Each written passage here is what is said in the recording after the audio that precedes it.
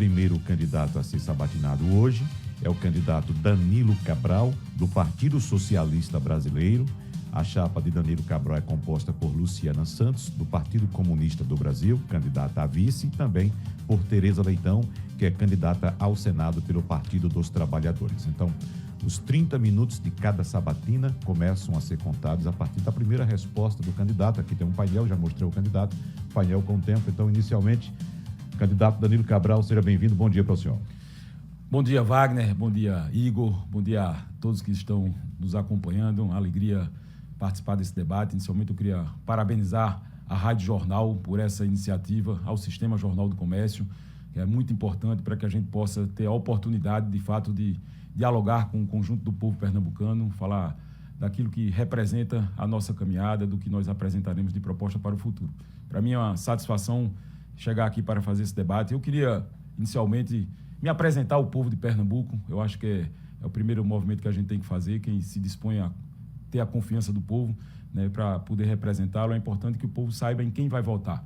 Meu nome é Danilo Cabral, eu tenho 55 anos de idade, eu sou formado em Direito, eu tenho uma trajetória de vida dedicada ao serviço público, sou funcionário de carreira do Tribunal de Contas do Estado, eu fui diretor-geral do Tribunal de Contas do Estado, eu fui diretor-geral da Secretaria da Fazenda, eu fui diretor-geral da Secretaria do Governo, fui secretário de Administração da Prefeitura da cidade do Recife, na gestão do prefeito João Paulo, fui secretário de Estado por 3 oportunidades, da Educação, das cidades, no governo de Eduardo Campos, do Planejamento no governo de Paulo Câmara. Tenho uma longa trajetória de militância política, sou filiado a um único partido político há 32 anos, que é o PSB, né? Fui vereador da cidade do Recife, deputado federal por 3 oportunidades. Na Câmara dos Deputados, eu fui presidente da Comissão da Educação e também fui líder do Partido Socialista Brasileiro.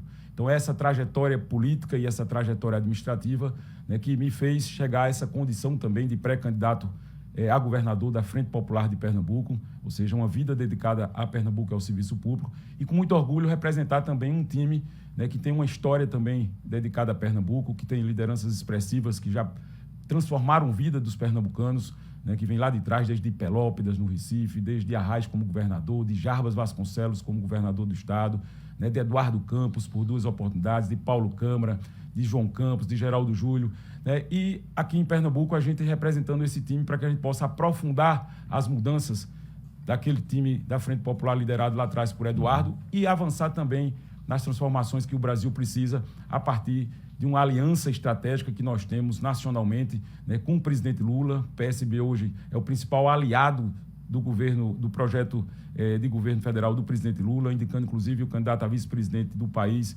né, que é o nosso companheiro de partido, Geraldo Alckmin. Eu acho que a gente precisa fazer um reencontro do Brasil com os brasileiros. A gente está vivendo hoje um momento muito duro, muito difícil, um conjunto de crises que tem afetado a vida do povo brasileiro. Não só foi a pandemia, a crise econômica, que está aí a volta da inflação, batendo na porta das pessoas, né, com tudo subindo, remédio subindo, alimentos subindo, combustível subindo, o aumento da vulnerabilidade social. Esse é um tema que me preocupa muito, que eu quero debater sobre ele, ou seja, a gente voltou a ter o Brasil no mapa da fome.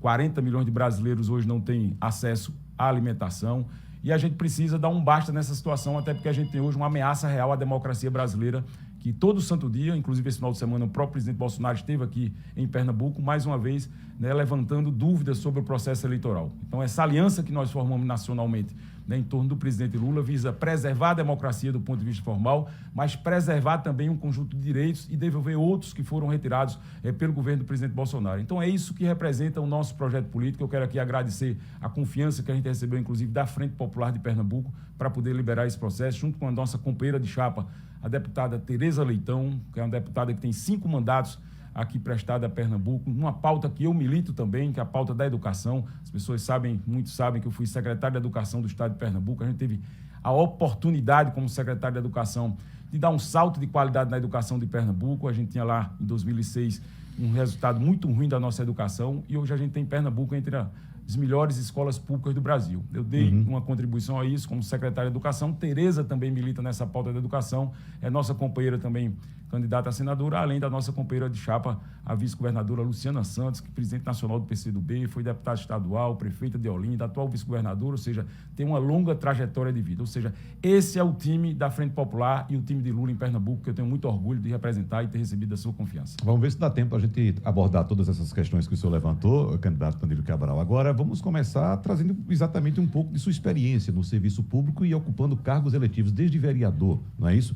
E quem ocupa cargo eletivo antes tem que enfrentar uma eleição. E eleição é colocar o pé no chão, é seguir atrás do eleitor, visitar o eleitor. E nesse estado de Pernambuco, que o senhor circula muito também, até mesmo na sua atuação parlamentar, visitando suas bases. Mas quando o senhor está passando por essas estradas de Pernambuco, principalmente aquelas que estão sob a tutela do Estado, o que é que o senhor pensa? Porque, por exemplo, a gente quando circula por aqui, pelo Agreste, pelo nosso sertão, a gente vê as dificuldades. Eu estou falando de estradas sob a tutela do Estado de Pernambuco. As estradas federais, os trechos federais, a gente pode constatar que estão em condições muito melhores do que as locais. O que é que o senhor pensa quando o senhor passa por essas estradas, candidato? Olha, eu ando muito em Pernambuco, você reconheceu aí, eu tenho por hábito, né, quem conhece a minha forma de atuar, né, desde o início da minha vida política, como secretário de Estado, como secretário de Educação, sempre andei muito presente na vida do povo do interior. Eu sou uma pessoa do interior, né, você também é do interior, você é de Arco Verde, todos nós aqui, né? De Arco Verde também, ou seja, nós conhecemos essa realidade também. Como deputado federal, eu sempre estive presente também na vida das pessoas. E a gente está vendo aí que existe um conjunto de investimentos sendo feitos nesse momento pelo governo do Estado para recuperar, requalificar e avançar também na implantação de novas estradas no estado de Pernambuco. Ao todo, são 2 bilhões de reais que estão sendo investidos nesse momento em estradas de Pernambuco. Mais de 470 quilômetros de estradas já foram entregues e outros estão em vias de serem executadas também. Claro que é um investimento importante, necessário. Esse investimento só foi possível ser feito agora, do ano passado para cá, porque os primeiros anos do governo do Estado a gente teve um conjunto de dificuldades, que o foco foi, sobretudo, tomar conta da vida das pessoas. A prioridade do governo durante a pandemia foi investir na preservação da vida. Não foi à toa que Pernambuco teve a segunda menor taxa de letalidade por Covid no Brasil.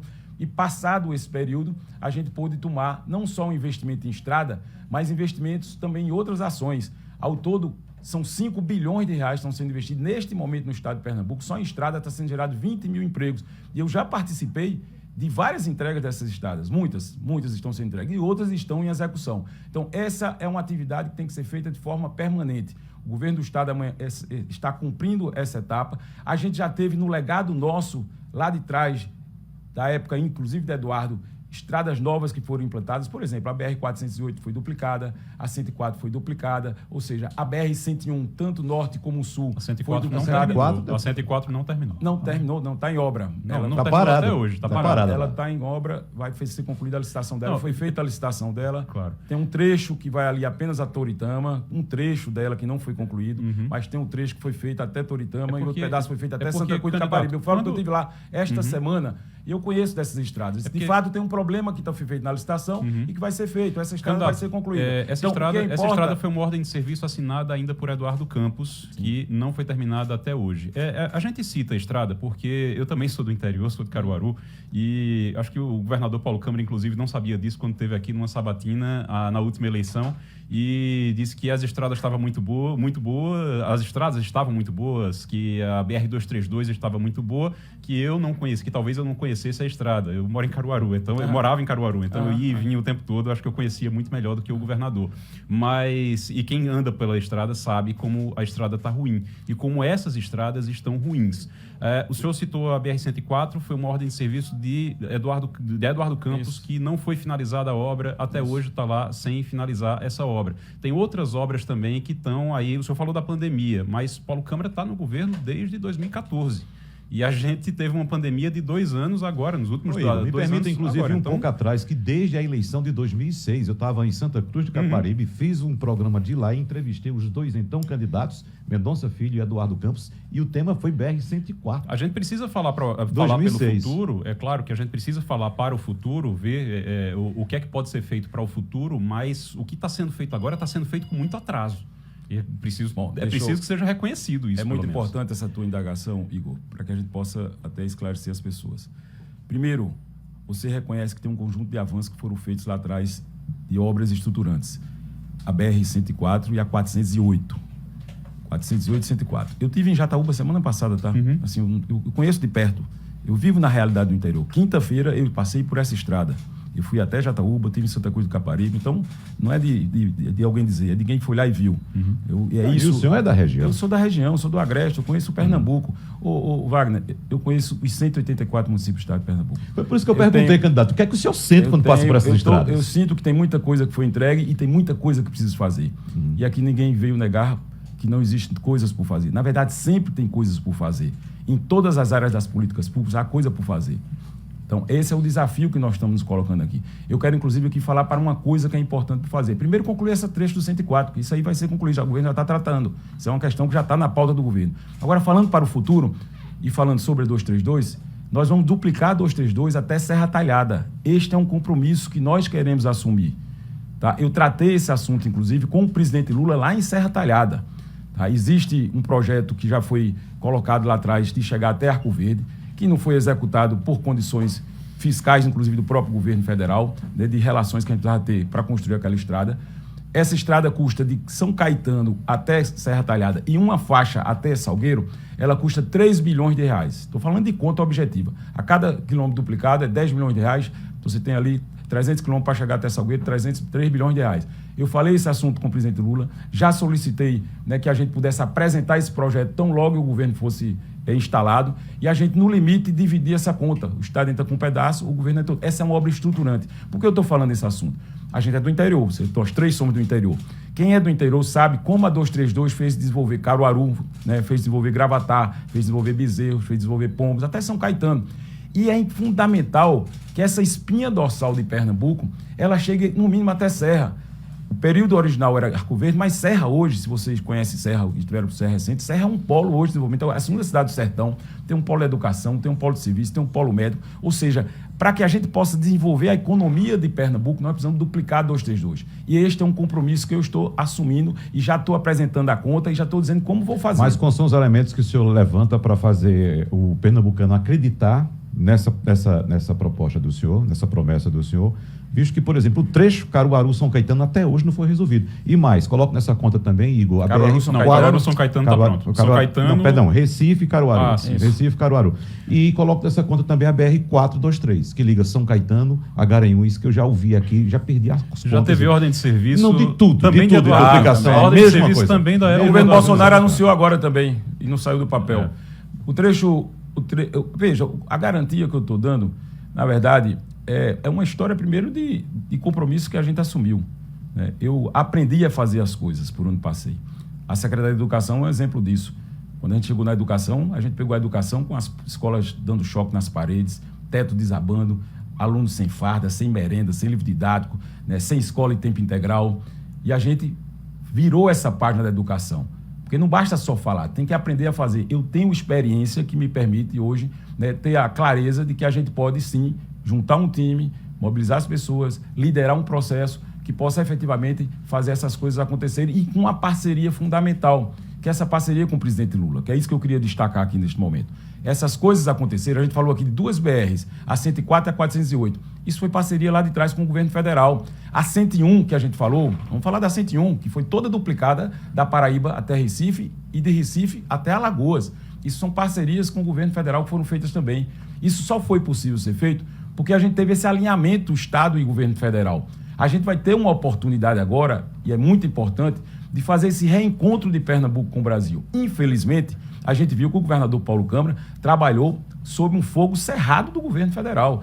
O governo Bolsonaro não foi um adversário apenas de Pernambuco, foi um inimigo de Pernambuco. Então, a gente tem a oportunidade de ter novamente essa condição de fazer parcerias com o governo federal e fazer chegar um conjunto de investimentos que nós chegamos lá atrás com Lula. Os melhores tempos que nós vivemos aqui em Pernambuco foi quando a gente teve Lula como presidente e Eduardo como governador. Isso é do conhecimento público. Não há ninguém que negue isso, não há ninguém que não reconheça que de alguma forma foi tocado pela ação conjunta dos governos Lula e Eduardo naquele período. Essas ações que nós falamos aqui foram tudo de Lula e Eduardo. Essa interiorização das universidades, falei de Serra, foi Lula e Eduardo. Essa transposição que chegou, né, a própria duplicação da BR, ou seja, essas ações que chegaram de investimentos aqui em Suape, a Jeep chegou aqui do lado. Foi Lula e Eduardo que fez chegar a Jeep aqui. A Jeep era disputada por vários países, aqui no Brasil, por Minas, que era a sede da Jeep, e foi graças a um movimento conjunto que se conseguiu trazer isso. Então, nós precisamos reencontrar Pernambuco com o Brasil. É este o movimento que nós estamos fazendo. A partir deste encontro, a gente vai ter a oportunidade de tirar do papel com essa parceria, inclusive essa estrada da 232. Eu já falei esse assunto com o presidente Lula. Isso não é um assunto que eu vou discutir, não. Lá em Serra, peguem o discurso dele, ele inclusive já fala desse assunto, que a gente pode apresentar projeto e tal, ele já assumiu esse compromisso. Então é isso, é tirar do papel sonhos que infelizmente não foram possíveis ser tirados do papéis até agora, até por conta de uma falta de sintonia com o governo federal. Candidato, eu vou querer entrar em política ainda, para a gente tratar também de política, mas eu queria ainda nesse tema de infraestrutura lembrar a passagem do senhor pela Secretaria das Cidades. O senhor foi o responsável, o principal responsável no Estado pelas obras de mobilidade da Copa, pelas obras referentes à Copa do Mundo ali. O que foi que aconteceu que quase nada deu certo daquilo que foi projetado naquele período? Quase nada deu certo. O que deu certo hoje está capenga, que é o caso dos corredores de BRT, principalmente o Norte-Sul. O Norte-Sul. O Leste-Oeste ainda funciona, ali, mas funciona, pelo menos, e o Norte-Sul é completamente capenga. A navegabilidade do Capibaribe também não saiu. A cidade da Copa, que também não saiu só o estádio, que hoje é um grande elefante branco que atrapalha mais do que ajuda. O que é que realmente ficou daquele período? O que foi que aconteceu, que não deu certo tudo que foi projetado? Olha, Igor, essa tua pergunta é muito importante. Eu quero agradecer até para poder ter a oportunidade de falar sobre esse assunto. Eu tenho muito orgulho da passagem que eu tive pela Secretaria das Cidades também. Muitas ações nós fizemos como secretário das cidades, né, não só nas obras de mobilidade, eu vou falar dela, mas obras importantes também que chegaram não só aqui em Recife, a região metropolitana, mas também muito ao interior de Pernambuco. Por exemplo, o Parque da Macaxeira é o maior parque urbano da região metropolitana do Recife. Ele foi feito quando nós estivemos na Secretaria das Cidades. Foi o último ato nosso como secretário das Cidades, foi fazer aquele parque que atenda toda aquela população da Zona Norte que não tinha um espaço de lazer, né? E hoje tem ali um parque, tem uma escola técnica, tem uma escola de referência, ou seja, é um equipamento público importante. Ontem eu estive em Jaboatão dos Guararapes, está lá um habitacional que foi feito ali do Olho d'Água, com mais de 300, 400, 500 casas que foram entregues ali, né? Tem muitas obras importantes de Academia das Cidades que foram entregues no interior.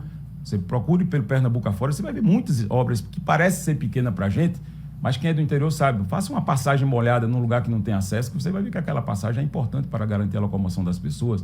Você vai na Zona da Mata, tem muitas obras que foram feitas para a gente também. Então, essa questão das obras de mobilidade, primeiro é importante dizer que tudo que nós fizemos foi feito com base num estudo, num documento que se chama o Plano Diretor de Transportes Urbanos, né, que consolidava e foi atualizado lá atrás todas as alternativas de mobilidade que deveriam ser planejadas para o Estado, para a região metropolitana de Pernambuco, naquele horizonte anterior, inclusive, à própria Copa. Na Copa nós atualizamos dele.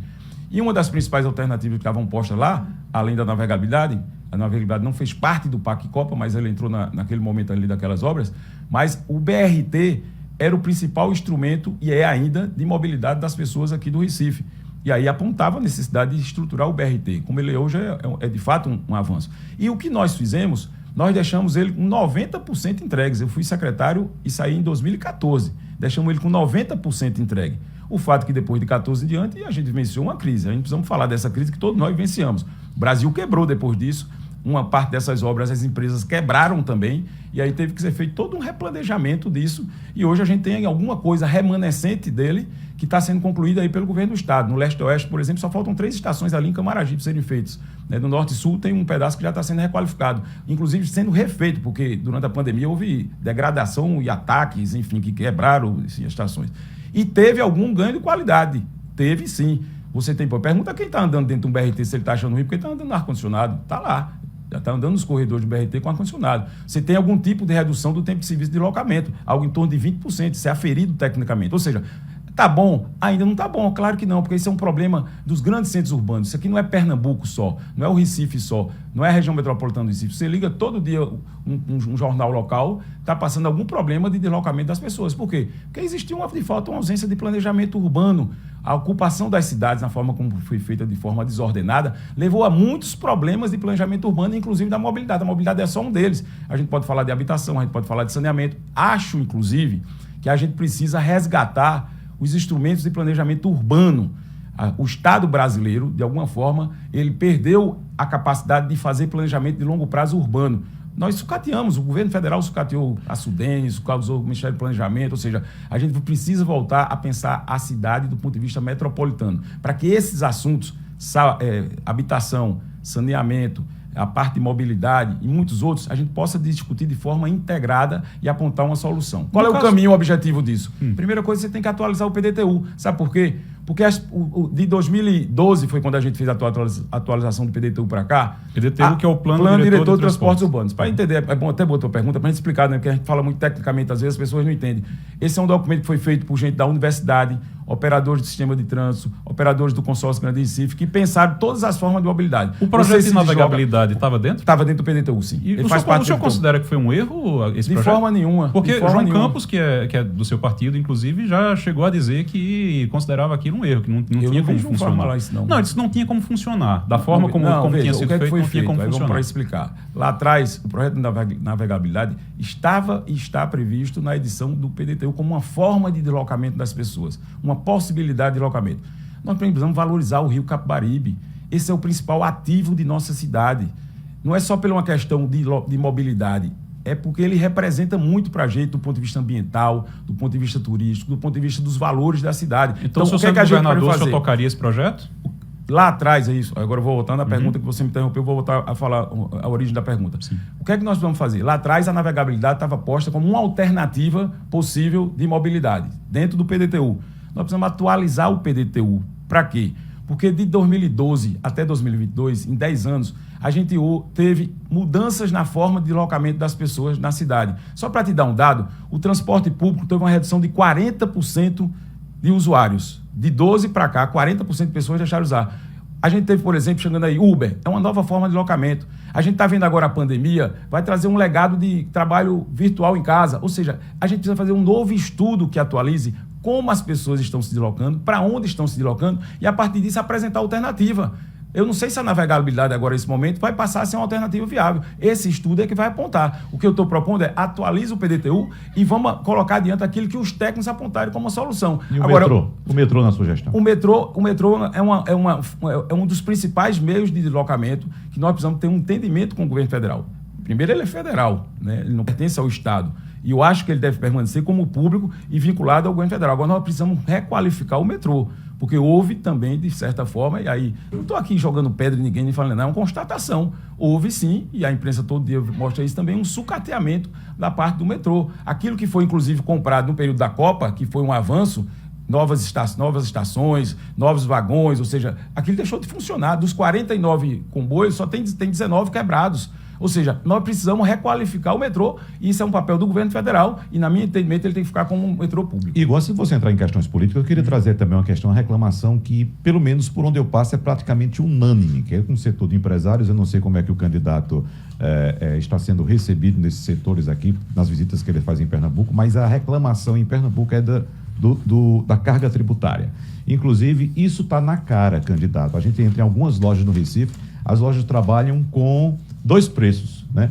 Um preço para o produto comprado ali na hora, ou seja, com a nota emitida em Pernambuco, e outro preço, por mais absurdo que seja, de João Pessoa. Olha, você pedir aqui pela internet, vem de João Pessoa, entrega na sua casa e com o frete ainda sai mais barato do que você comprando na loja. Então, há uma reclamação muito grande com a carga tributária aqui no setor empresarial. O que é que o senhor diz para esse setor, candidato? Olha, primeiro que a gente precisa fazer uma reforma tributária no país, né? Isso é uma questão central. Infelizmente, a gente não fez. Estou lá no Congresso Nacional como deputado federal há 3 mandatos e o Brasil não teve ainda, eu digo, a coragem, essa é a palavra certa, de enfrentar esse debate do ponto de vista nacional. Porque não adianta a gente fazer um debate aqui local quando a gente tem todo um sistema tributário que tem consequências sobre nós. Eduardo falava muito, relembrando tudo que Eduardo fala, que o principal debate dele era a questão da revisão do Pacto Federativo. E dentro do Pacto Federativo, o pacto é a distribuição das receitas. Essa é uma discussão. Uhum. E o outro é o bolo de arrecadação. Infelizmente, hoje você tem uma arrecadação hoje que é totalmente concentrada no consumo. O sujeito que compra um pacote de feijão ao quilo que está a R$10 e está no Bolsa Família, paga o mesmo imposto de uns pouco mais de 20, 25 mil milionários que ganham mais de milhões aqui no país. Ou seja, é desigual esse sistema. Nós temos que mudar a forma de arrecadação, né, fazendo um imposto progressivo. Quem ganha mais tem que pagar mais. E por que o tratamento é diferenciado para o empresário pernambucano em relação à Paraíba? Por exemplo, eu estou falando de empresas pernambucanas que estão abrindo filiais na Paraíba, porque o tratamento tributário lá é diferenciado. Precisa saber objetivamente quais empresas. Eu tenho dados aqui, por exemplo, que o governo Paulo Câmara, 650 empresas se instalaram aqui desde o governo Paulo Câmara. Pode ter tido alguma questão pontual? Pode ter tido. E eu estou disposto a fazer qualquer tipo de discussão sobre isso, fazer qualquer tipo de revisão. Veja, eu não estou aqui por exemplo, quando a gente vamos falar de uma coisa que é estadual realmente, veículos, por exemplo, IPVA. IPVA, eu conheço gente que tem imóvel na Paraíba e compra carro e prefere emplacar na Paraíba porque vai pagar menos imposto. Então, o IPVA de Pernambuco é um dos mais altos do Brasil. Então tem isso relacionado ao Estado também. Isso é uma discussão estadual também. Olha, veja, esse é um assunto que nós vamos tratar com muita responsabilidade. Né? A minha leitura disso é que, de forma como princípio, nós temos que reduzir a carga tributária. Quem ganha menos tem que pagar menos. Quem ganha mais tem que pagar mais. Existe uma conta que precisa pagar, né? Quando a gente fala em educação integral para todo mundo, tem uma conta que precisa pagar. Agora, claro que esse debate nós precisamos fazer com o setor produtivo. O que eu estou me dispondo a fazer é abrir um diálogo de forma direta com todos, para que a gente possa fazer essa discussão. Eu não estou aqui fazendo absolutamente nenhuma defesa incondicional. O que está bom, nós vamos continuar, tá bom. Se tiver alguma coisa que precisa fazer algum tipo de ajuste, nós vamos ajustar, sem nenhuma dificuldade.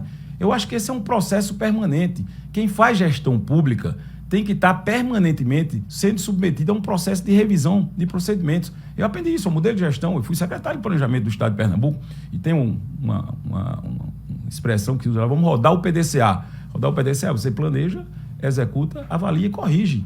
Isso é permanentemente. Nós vamos também fazer um processo de avaliação do sistema tributário. Se precisar corrigir alguma coisa, eu vou fazer a correção sem nenhuma dificuldade. Agora, na minha leitura, quem ganhar menos tem que pagar menos imposto. Se alguém ganha mais, vai ter que pagar mais, porque a gente tem que fazer justiça fiscal e justiça tributária. Esse é um princípio que eu defendi isso lá em Brasília e defendo isso aqui também. Deixa eu entrar em política. Um dos grandes questionamentos, candidato, em relação principalmente a vinculação do PSB com o PT hoje é por conta do posicionamento do PSB com o PT no passado. A gente tem o que é muito citado, por exemplo, que é a parceria com Lula, mas o senhor fala muito da parceria com o governo federal, da importância da parceria com o governo federal. Mas foi o PSB que se desligou do PT ali no governo Dilma. O senhor votou a favor do impeachment, o PSB votou a favor do impeachment. O seu voto a favor do impeachment até hoje é questionado por algumas pessoas dentro do PT, principalmente os militantes. O pessoal reclama muito desse voto. O que é que o senhor tem a dizer em relação a esse desligamento do PT naquela época? Por que foi que ele aconteceu e o que é que faz com que o PSB se reúna ao PT novamente agora, inclusive depois de 2020, que foi uma campanha bem pesada dos dois lados? Olha, o que faz é a gente... Primeiro, esse processo já foi superado. Desde 2014 esse assunto surgiu. Depois disso, a direção nacional do PSB já manifestou sobre isso, já reconheceu que houve um equívoco histórico do partido em ter feito aquela votação. E o que nos orienta agora é o momento que a gente está vivenciando e, sobretudo, o futuro do Brasil. Nesse exato momento, não é só o PSB que está se juntando com o PT. As forças democráticas do Brasil estão se aglutinando, primeiro, para preservar a democracia. É isso que é uma ameaça real. A gente acabou de falar que o presidente Bolsonaro veio aqui sábado, né, dar um passeio de moto, em vez de trazer R$1 bilhão que ele prometeu. Ele veio aqui, no período das enchentes, que tinha R$1 bilhão. Sabe quando ontem eu fui checar, sabe quando foi liberado para Pernambuco? Eu falo com base em dados, Igor. Eu procuro estudar o assunto para poder falar. Ontem saiu R$30 milhões até ontem. Foi todo o dinheiro que saiu para Pernambuco. Aí o sujeito vem aqui, dá um chau num helicóptero, diz que deixa R$1 bilhão e vem deixar uma moto. Esse tipo de coisa que une o Brasil hoje. Não é só o PSB com o PT. Então, essas questões de trás, claro que ela pode ter tido alguma relevância lá, foi um incidente, mas a superação desse momento é que está unindo a todos. É verdadeira a ameaça que nós temos à democracia. O presidente chamou um ato para o dia 7 de setembro para questionar as instituições, para questionar o processo eleitoral. Ele disputou 5 vezes as eleições pela urna eletrônica como deputado, 1 vez como presidente da República, e está questionando a urna, porque sabe que vai perder a eleição. É uma virada de mesa que ele está propondo, nós precisamos estar alerta para isso, não é brincadeira. Isso é uma coisa muito séria que está em risco no país. Além da democracia material. Olha, nesse exato momento, eu quero falar de uma proposta aqui que eu acho que é muito importante, porque as pessoas também, acho que esperam também um pouco dessa coisa do debate propositivo. Nesse exato momento, a gente tem 40 milhões de brasileiros que daqui a 1 hora de almoço, não vai comer. 40 milhões de brasileiros que estão passando fome. Então, essa questão da proteção social hoje é uma preocupação que já foi posta pelo presidente Lula. Ele mandou aí um auxílio emergencial de R$600, um Pix eleitoral, né? Porque quando foi a emergência, o auxílio emergencial, ele estava 200 e agora passou para 600 só na véspera da eleição para tentar, enfim, ter um estelionato no processo eleitoral. O que é que nós queremos aqui em Pernambuco? Nós queremos priorizar o combate à fome no início da nossa gestão. Nós vamos implantar aqui em Pernambuco uma rede popular de segurança alimentar. Estou chamando isso de comida na mesa. Tá? Nós vamos implantar aqui em Pernambuco centros regionais de abastecimento, vamos descentralizar a SEASA. A SEASA, que é um centro de distribuição para incorporar a agricultura familiar, inclusive, sobretudo, que produz muito na região e tira o atravessador. Vamos implantar em cada região administrativa do estado uma central regional de abastecimento, restaurantes populares nas cidades com mais de 100 mil habitantes. Em cada cidade com mais de 100 mil habitantes vai ter um restaurante popular. E vamos também implantar cozinhas comunitárias em todo o estado. A fome é o que tem pressa hoje. Essa é a pauta que está na vida das pessoas. Infelizmente, as pessoas então não entraram em eleição porque estão com tanto problema que a eleição ainda não entrou na vida delas. Mas ela vai entrar e nós estamos colocando isso como uma questão central. Eu vou tomar conta dos pernambucanos. Candidato Danilo Cabral, 30 segundos para o senhor se despedir. Olha, eu quero agradecer a vocês, a Igor, a Wagner, essa oportunidade, ao Sistema Jornal do Comércio, nos colocar à disposição, né, dizer que eu estou muito animado, mais animado ainda fiquei depois da bonita convenção que nós fizemos lá semana passada, sexta-feira, no Clube Português, e dizer que o jogo está começando agora. Eu tenho a certeza que eu serei governador do estado de Pernambuco, né, que nós vamos juntar esse time, né, que é o time da Frente Popular e o time de Lula, para que a gente possa avançar nas transformações de Pernambuco e devolver o Brasil aos brasileiros. Muito obrigado a todos. Muito obrigado, candidato Danilo Cabral. Boa sorte ao senhor.